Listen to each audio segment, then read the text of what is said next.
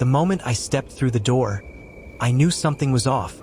Claire stood in the kitchen, nervously biting her lip, the way she used to when she had something big to say.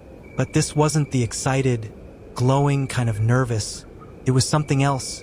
"Hey, babe," she said, forcing a smile. "You're not going to believe this." I set my suitcase down. "What's up?" She hesitated, then walked up and took my hands. I'm pregnant. The words echoed in my ears like a distant explosion. Pregnant? My heart skipped. My stomach sank. I looked into her eyes, pretending to be shocked, pretending to be happy, but in my head, everything spun. Because 3 years ago, after Claire had her second miscarriage, we both agreed we didn't want to go through that pain again. She was devastated, and I quietly got a vasectomy. She never knew. She never asked, and I never told her. It wasn't about hiding it. It was about protecting her from more pain. We stopped talking about kids altogether. So when she said, "We're having a baby," all I could think was, "Whose baby are you talking about?" I pulled her into a hug, kissed her forehead, smiled like the man she thought I was, but inside, a crack formed, sharp, loud, irreversible. She whispered, "This must be fate," and I whispered back, "Yeah, must be," but in my chest I already knew this wasn't fate. This was betrayal wearing a beautiful smile. The next morning, Claire was glowing. She made pancakes, wore makeup, the kind she hadn't touched in months. She hummed while setting the table. I watched her from the hallway, pretending to scroll my phone, pretending I didn't feel the knife twisting deeper every time she smiled. She poured me coffee and placed a hand over mine. "You're going to be such a good dad," she said softly. I nodded, swallowed hard, and told her I needed to run a few errands before work. She kissed me, told me to drive safe. I walked out the door with the kind of quiet rage that feels cold. Not hot. I didn't go to the office. I drove straight to Dr. Rubin's clinic. He was the urologist who did my vasectomy 3 years ago. A calm, older man with kind eyes and no time for sugarcoating. He looked surprised to see me. "Daniel?" He said, "Everything okay? I just need to know if the procedure ever failed." I said flatly. He raised a brow. "Unlikely, but not impossible. Let me check your records." He typed into his system, clicked, scrolled, then looked back at me. "Your post-op sample showed 0 motility, and your last follow-up confirmed the same." He paused. "There's less than a 1 in 2,000 chance you could naturally conceive after this." I stared at the wall behind him, and in those 1 in 2,000 cases, would it show up right away? He shook his head. "No, it would take months, often years, and even then, most cases are still 0 fertility." I nodded once. "Okay, that's all I needed." He looked concerned. "Is everything all right at home?" I forced a smile. "Yeah, I just needed peace of mind." But peace was the last thing I had. I walked out into the parking lot and sat in my car for almost 30 minutes. Didn't cry, didn't scream. I just sat there with my hands on the steering wheel, breathing, counting, braking. I had the truth now. It wasn't maybe, it wasn't what if, it was impossible.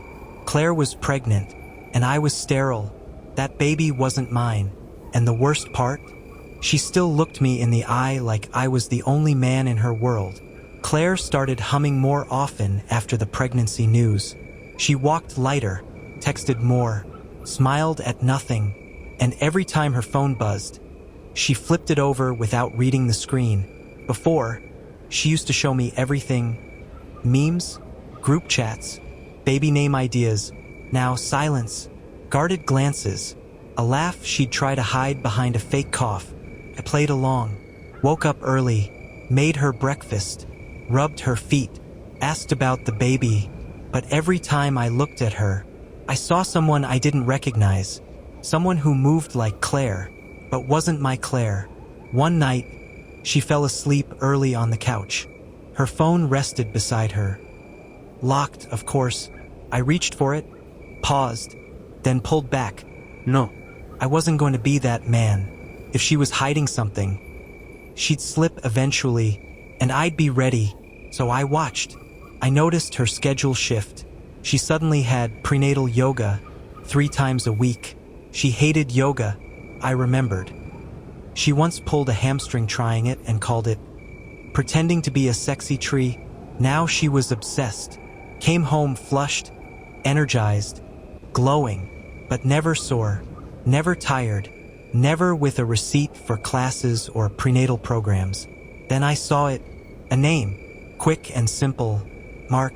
It flashed on her screen at 11:42 p.m. while she was in the bathroom. Just one message, no heart emoji, no nickname, just, still thinking about tonight. My stomach twisted. I looked at Claire as she walked out, wiping her hands with a towel. She smiled. Hey, wanna watch something? I nodded slowly. Yeah, sure.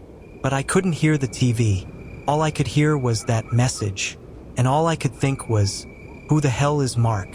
It happened on a Sunday. Claire was getting ready for her prenatal yoga. I was sitting on the couch, pretending to scroll my laptop, waiting. She walked into the hallway, called over her shoulder. I'll be back in 2 hours. Have fun, I said without looking up.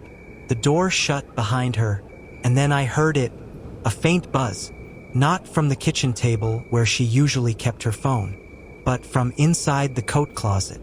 I opened the door slowly. Inside her purse, the smaller one she rarely used, something vibrated again. It wasn't her usual phone. It was thinner, sleeker A2 phone. I pulled it out. It wasn't password protected. That told me everything. This wasn't her real phone. This was her secret. There was only one app on the main screen, a chat app one didn't recognize. Some discreet-looking thing called Whisper. I opened it, and my chest caved in. There were photos, dozens, videos, texts, her and Mark kissing, lying in bed holding hands at a restaurant I recognized. One we used to go to together, but the worst, a video, time-stamped 2 weeks ago, the night I was on my business trip. She was in our bedroom, with him, laughing, wearing my shirt, the same one I had been looking for that day I got home. She had given it to him. I sat down slowly on the edge of the bed. My hands were numb. I watched them, over and over, his hands on her, her calling him, baby, her saying, I wish I could tell him, and then Mark answering, you will, when the time's right. That was the moment I realized, this wasn't just an affair, this was a plan. I turned off the phone, put it back exactly where I found it. Then I sat there in the dark living room until she came home. She kissed me on the cheek, said, I'm craving Thai. I smiled, looked her in the eyes, and said, yeah, let's get takeout. Because now I wasn't wondering anymore. Now I was waiting. For the next few days, I played the role, the excited husband, the soon-to-be father, the man who still believed her. Claire ate it up like a fairy tale. She started talking about nursery colors, names, even asked if we could go to a baby expo next month. I smiled through it all, nodded, agreed, but inside I was building a plan. It started with a casual suggestion over dinner. You know what'd be cool? I said, sipping my wine. She looked up, chewing her pasta. If we could get one of those DNA keepsake kits. She raised an eyebrow. For what? You know, those things that save the baby's genetic info as a keepsake. Like a time capsule, cute idea, right? She thought for a second, then shrugged. Sure, why not? That was all I needed. The next morning, I ordered a prenatal paternity test. Discreet packaging, home collection, 100% accurate. No hospital visit, just a cheek swab from Claire, and my own, and the promise of truth in 5 to 7 business days. When the kit arrived, I handed it to her with a smile. Let's do it together, one of those bonding moments, you know? She laughed. Okay, sentimental guy. Let's do it. We sat at the kitchen table, swabbed our cheeks, sealed the envelopes. She kissed the box before I mailed it. I kissed her forehead and told her she was glowing. She believed every word. That night, I stood by the mailbox for a long time, staring at the sealed test kit in my hand. It felt heavier than it should have, not because of what was inside, but because of what it would reveal. I dropped it in, and with that, the countdown began. Every day that passed, Claire grew more affectionate. She brought me coffee in bed, watched old movies with me, held my hand at the grocery store, all while carrying someone else's child. She had no idea that in just a few days, the facade would collapse, and I wouldn't even have to raise my voice. I'd just open an envelope and show her what she already knew, but refused to admit. The envelope came on a Thursday morning. I was home alone. Claire had gone out to shop for baby stuff with her sister. Funny, she didn't have a sister, at least not one that lived nearby. But at this point, I didn't even flinch. I just stood there with the envelope in my hand, feeling its weight press against my ribs like a stone. The return address read, Gennady Sure Labs. I didn't rush to open it. I poured a glass of water, sat down at the kitchen table, took one deep breath, then slid my finger under the seal. Inside was a simple letter, 2 columns, 2 names, and a bolded line across the bottom. Probability of paternity, 0-00%. I stared at it. No shock, no anger. Just confirmation. What I already knew. What she knew. What we both had been pretending didn't exist between us. The baby wasn't mine. Medically, biologically, undeniably, not mine. And now I had it in writing. No argument. No emotional plea could rewrite what was printed on that page. I folded the letter neatly and placed it back in the envelope. Then I took it to my home office, scanned it, and saved a copy to a flash drive. I also saved copies of the texts I had taken from her second phone, the photos, the chat logs, all organized into a single folder titled Truth. I called my lawyer that afternoon. Her name was Melissa Grant, a sharp woman with no patience for liars. I didn't tell her everything over the phone, just the essentials. My wife's pregnant. I'm sterile. I have evidence of infidelity. There was a pause. Then she said, come in Monday. We'll start the paperwork. And just like that, the war had begun. That night, Claire came home holding a little stuffed giraffe. She beamed. I thought it was cute for the nursery. I nodded. Yeah, it is. Then I walked over, kissed her forehead, and said, you have no idea how ready I am for what comes next. She smiled. She thought I meant fatherhood, but what I meant was freedom. Monday came fast. I walked into Melissa Grant's office at exactly 9:00 a.m. The place was sleek, cold, efficient, just like her. She shook my hand with purpose, not warmth. Let's ruin a liar, she said without even sitting down. And for the first time in weeks, I smiled. We laid everything out on the table. The DNA report, the photos, the texts between Claire and Mark, even the video, which Melissa watched in silence, jaw clenched. When it ended, she looked at me. You've got enough to sink a ship. We're not just filing for divorce. We're filing for fraud, marital misconduct, and custody protection. I don't even want custody, I said. She raised an eyebrow. You want the kid. I shook my head slowly. The baby's not mine. I want nothing. Not the house, not the car, not even the dog. I want out. Clean, quiet public. If needed, Melissa leaned back. You want the nuclear option. I nodded. She smiled. Let's push the button. That night, I came home with takeout in hand. Claire was already curled on the couch, binging some reality show. She looked up, kissed my cheek. You're sweet, she said. Long day. The longest, I replied, but I didn't sit with her. I went straight to the home office and pulled up the shared calendar on our kitchen tablet. Then I created a new event, doctor's appointment, 3 p.m. Friday. She saw it later that evening. What's this? I turned casually. Oh, just wanted to do a 4D ultrasound. Thought it'd be fun. Her eyes softened. You're being so involved. It means the world to me. I smiled and said nothing, what she didn't know. There was no appointment. Melissa and I had set up a notary for that Friday instead. Claire would walk in expecting to see her baby in high def, but she'd be handed a thick envelope of divorce papers, evidence, declarations, and a formal demand for response within 10 business days. It wouldn't be a scream. It would be a surgical strike. I slept like a rock that night. Claire curled beside me like nothing was wrong. But I knew, and now she would too. Friday arrived like a loaded gun. Claire dressed in a soft blue dress, the one that tied around her belly. She braided her hair, wore blush, put on perfume she hadn't used in months. You ready? She asked, smiling. More than ever, I said, and I meant it. We drove together. She played soft music, talked about nursery colors again. I nodded along, giving her everything she wanted to see.